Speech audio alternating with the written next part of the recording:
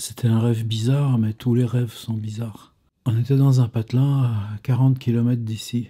Ça pouvait être quelque chose comme Langeais, c'est pas par hasard, parce qu'il y a un abri sous roche néandertal où on a prévu d'aller, c'est pas très loin. Mais pour y aller, on devait être hébergé chez quelqu'un. Ça aussi, il y a mon frère qui m'a invité dans 3 semaines. On avait mis la voiture dans le train et puis arrivé dans ce patelin, plus de voiture.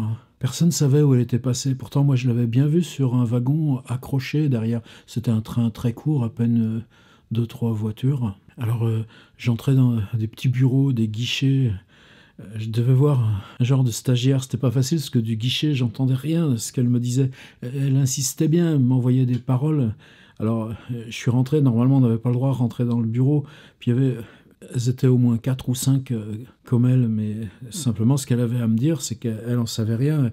Et même, elle doutait que ce soit vrai que j'ai mis la voiture. Pourquoi j'avais mis la voiture sur un wagon alors que c'était juste un trajet d'1 heure. Et puis ensuite, j'étais sur le quai, il y avait des trains qui passaient très vite, des trains énormes. Le tout petit train par lequel on était venu, et puis j'allais voir au bout, mais non, il n'y avait pas de wagon avec une voiture dessus. Et là, j'avais envie de pleurer, ça allait mal parce que dans la voiture, il y avait toutes nos affaires. Moi, j'avais l'ordinateur, j'avais tout mon travail.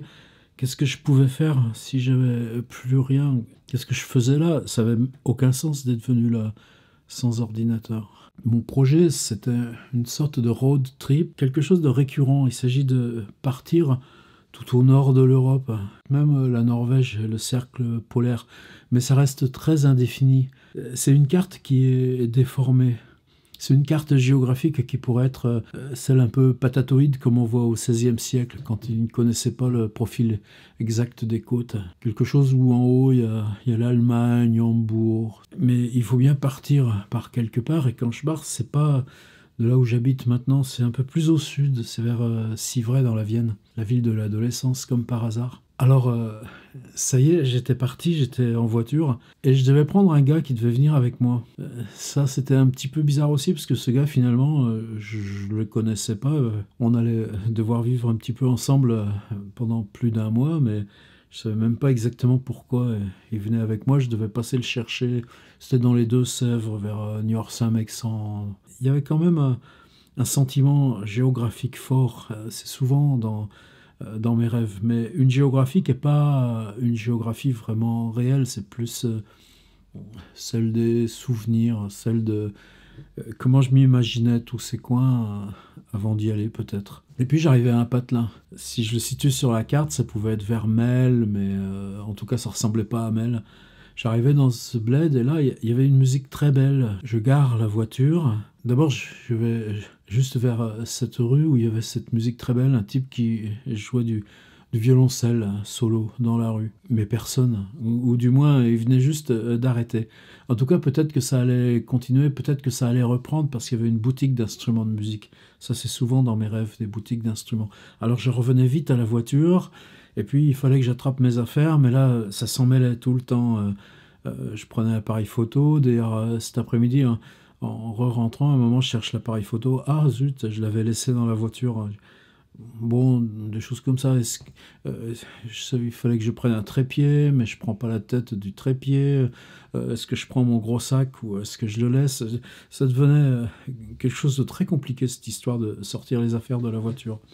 Et puis, j'arrive à cette espèce de magasin de musique, c'était très beau à l'intérieur. On apercevait soit des vieilles guitares un peu vintage, avec toute cette magie des vernis, soit ce qui est un petit peu récurrent dans mes rêves, des instruments inventés. Quelquefois à Paris, il y en a deux. Il y en a un près de la place des Vosges, et puis il y en a un autre près de Saint-Paul, des types qui font de la réparation de ces instruments baroques avec des cordes harmoniques, ou des formes un peu tarabiscotées.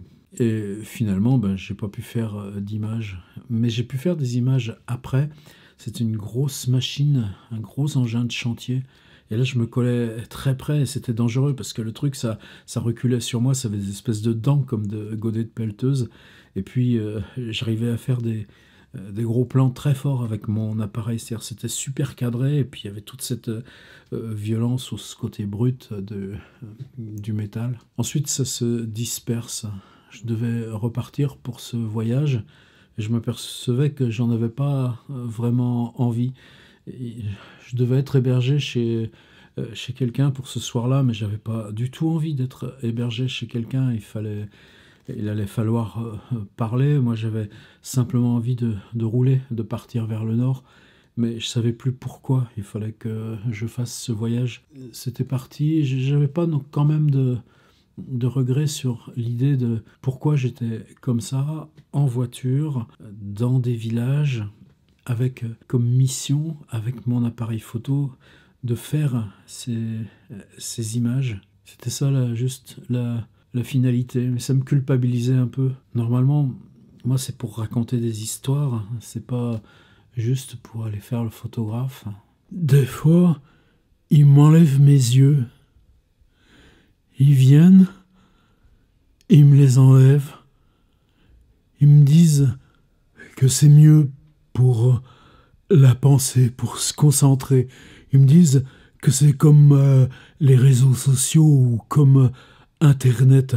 Par les avoir pendant un moment, ça ravive le dedans du cerveau. On doit trouver par ses propres moyens. Ils me laissent faire et ils me disent « Raconte tes histoires, ça change rien pour raconter tes histoires. » Ils me disent « Ça change rien pour les livres. Quand on a lu beaucoup de livres, on pense aux livres qu'on a lus, on se souvient des livres qu'on a lus, et c'est encore mieux. Ou les paysages, ou les voyages, ou les gens. » D'abord, les gens, ce qu'on se souvient, c'est d'abord la voix. Et puis, finalement, ils reviennent. Ils me disent « On bouge plus. » Alors, je bouge plus. Ils me disent pense à quelque chose de bien coloré, ou bien le contraire. Ferme les volets dedans. Alors, je ferme les volets dedans. Je sens qu'ils appuient, je rouvre les yeux et j'y vois. C'est vrai qu'on se sent comme lavé. On peut... Finalement, qu'est-ce que ça change à votre vie? Vous continuez de lire vos livres. Les paysages que vous voyez qui défilent devant vous ne sont pas si différents de ceux qu'on voyait autrement dans les rêves. On n'a pas besoin de ses yeux. Ils me disent, les yeux, c'est tout simple. Les poissons, ils ont des yeux. Et les poissons, les méduses, les pieuvres, ils ont des yeux comme nous, les mêmes yeux que nous. Ce qui n'est pas exactement vrai non plus, si on va par là. Et pour la vie quotidienne, c'est pas si facile, la vie quotidienne, sans les yeux. La question serait peut-être plutôt là. A-t-on besoin d'abord des yeux ou a-t-on besoin d'abord de la vie quotidienne? Ce qui serait important aussi, c'est laisser des moments vides. Pourtant, tu as du mal à les supporter quelquefois.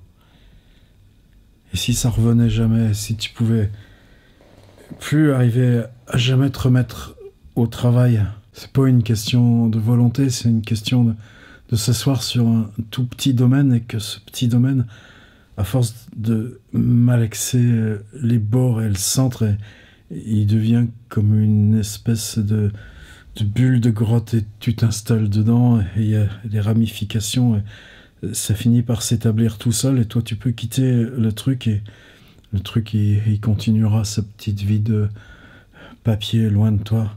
Quelquefois tu sais pas si ça reviendra.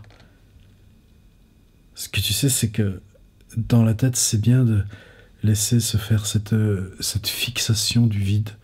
On ne sait pas sur quelle image ça va se fixer, ou quelle sensation. C'est pour ça que être environné de livres, ça peut être important, ça peut compter. C'est des harmoniques d'histoire. Hier soir, je suis tombé sur une page Wikipédia en anglais d'un auteur de science-fiction disparu, qui a écrit beaucoup. Il y a un gars qui a eu la patience de faire une espèce de tableau Excel avec le titre, l'année, la revue, le magazine de publication et puis un petit résumé en 2 ou 3 lignes de l'histoire. C'est comme dans les carnets 1933 de Lovecraft, il fait cet exercice de résumé aussi.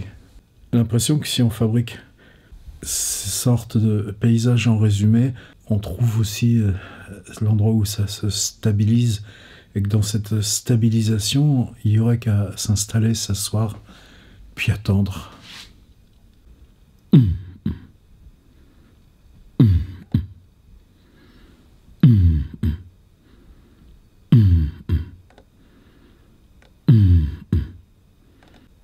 Alors tu pourrais faire une sorte de journal. Ce serait juste l'idée de capter ces sensations, rémanence d'un rêve, discussion, truc que tu viens de voir, petite dérive. Pas mal les angoisses aussi, il y a toujours des angoisses. Puis mettre ça bout à bout, et faire un bout à bout de tous les bouts à bout. Puis ça se continuerait tous les jours, pour ceux qui veulent. Ce serait un peu dissimulé, ce serait sans explication, et peut-être il y aurait même pas de nom. Mais ce truc-là, tu serais capable de l'accumuler. T'en fais 10 minutes, ça demande 2 jours, 3 jours. Puis t'en fais 10 minutes, ça demande 3 jours, 4 jours. Puis je sais pas, peut-être ça vaut le coup d'essayer. De toute façon, on fait quoi d'autre? Depuis des mois ici que... Essayer. Ce serait juste l'idée que, au lieu d'avoir le carnet, le cahier, c'est un cahier d'une autre sorte. Mais c'est ce même rapport d'intimité. Le truc à 30 cm, ouvrir le temps, et pas ouvrir la parole, laisser la pensée, voir où ça emmène. Voir où ça emmène, ça pourrait même être le titre, je sais pas.